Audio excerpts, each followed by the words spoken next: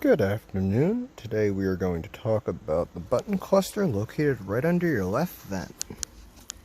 So you're going to find a lot of good features up here. For this example, all three of these are going to be blank spaces. Fourth over is going to be a dial that controls how bright your interior lights are, so at night it's not too bright on you. Moving down to the bottom, that's going to be another blank space. This is your feature, Auto Start Stop Engine.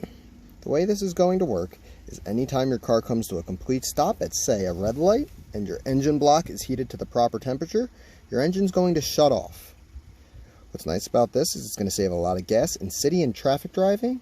Also, right as you take your foot off of that brake and even touch the gas pedal, that engine kicks right back on, good to go for you to pull forward.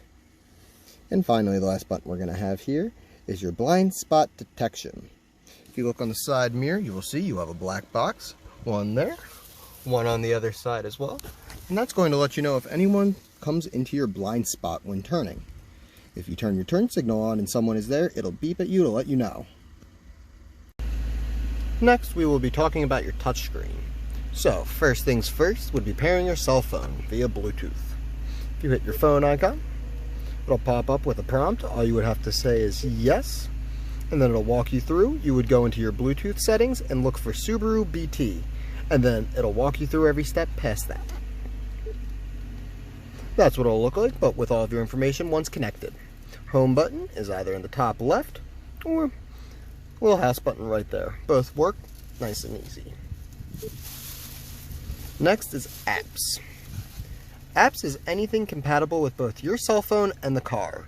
So examples of that would be My Subaru, Subaru Starlink, Apple CarPlay, and Android Auto, depending on which kind of phone you have. Subaru Starlink and My Subaru I will go over in a different video, but if that applies to you, stay tuned. Settings is where you're going to find all the general information about the car, involving all your general, vehicle, with your time, interior lighting, all that good stuff. Next, media is going to be anything that isn't radio. So Bluetooth, aux cord, USB, or CD would all be located here. You will see right here would be where your CD would go if compatible. Add Shortcut is a nice page that will make things a little more easy to customize. Say there's an app that you enjoy, Pandora. You will now see it was given its own box on the home screen. Say you get tired of that, click and hold. It'll minimize, drag to the bottom, deletes nice and easy. Hit that home button and we're back again. And finally, the radio. So what's nice about your radio is your radio presets. You can mix match them with AM, FM, or Sirius. There is no order. All you would have to do is tune to whichever channel you would like. Click and hold. You'll hear a beep, and you will now see that it's saved, good to go. Next, we will be going over the buttons by your instrument cluster. So, starting from left, you're going to have your parking brake. Flick it up to turn it on. It indicates with a red light to turn it off. If you put your foot all the way down on the brake, push that straight down. You'll feel it deactivate. Behind that, you have AVH, Advanced Vehicle Hold. So the way this is going to work is, say you come up a hill, get stuck at a red light. Once you're at that red light, you can hit that button. It'll then let you know, right up there, that in green, AVH is turned on. You would then be able to take your foot off the brake and your car would rest on that hill. Benefit of this is right as you hit the gas pedal, you're just going to go straight forward instead of getting that initial lag back. Middle, you're going to have two things. One, pushing straight down will activate your X mode. Let you know real nice and big up there that X mode's been turned on. This is going to be your off-roading feature. Most important part of this is you cannot go over 15 miles an hour. It will not allow it. The best way I describe this is meant for all terrain other than asphalt. You'll also find on either side you will have your traction control. Left to turn off, right to turn on. They always tilt right back. What's nice about traction control is it's going to stop you from slipping and sliding in some nasty weather by pairing all your tires to move at the same speed. And finally, your heated seats. Always nice to have as well. Now we're going to talk about some of your features with EyeSight.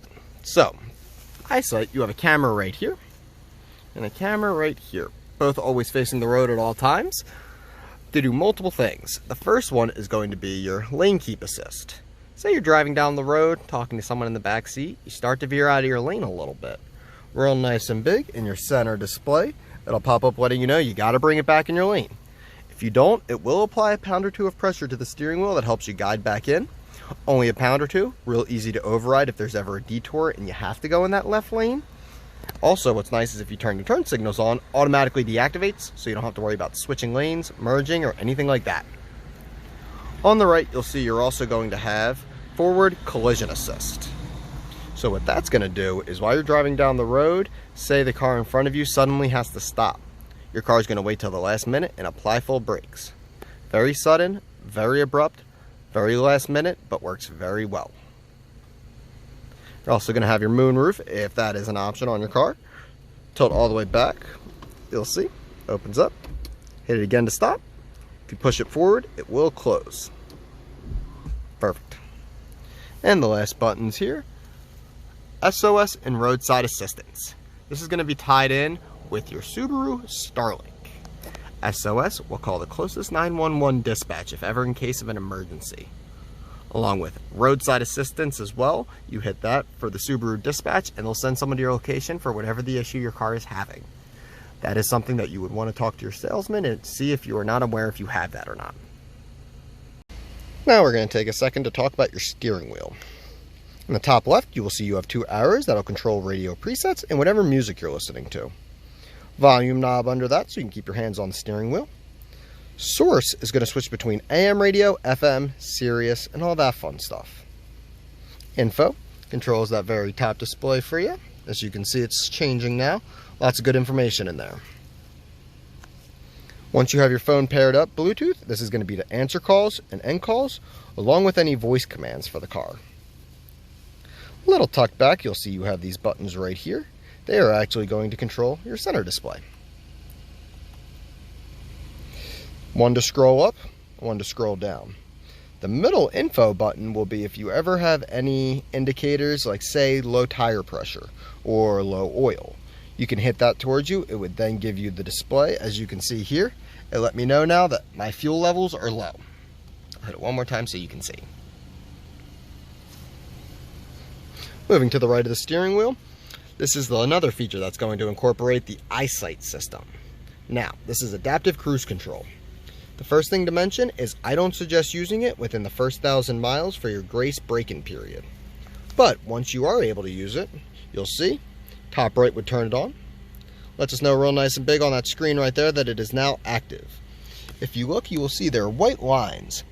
Each one of those white lines is approximately a car length. You can have as many as 4, as low as 1. You'll see, this is what's going to add that space all the way up to 4. Hit this a few times and it'll drop that space all the way down to 1. You're also going to have your lane centering assist that'll help you stay in your lane as well while using cruise control. Under that, you're going to have two different drive modes, Intelligent and Sport. Intelligent's going to save you a little bit of gas. Sport gives you that initial pickup that you need for merging, switching lanes, and things along those lines. If you look, it'll always tell you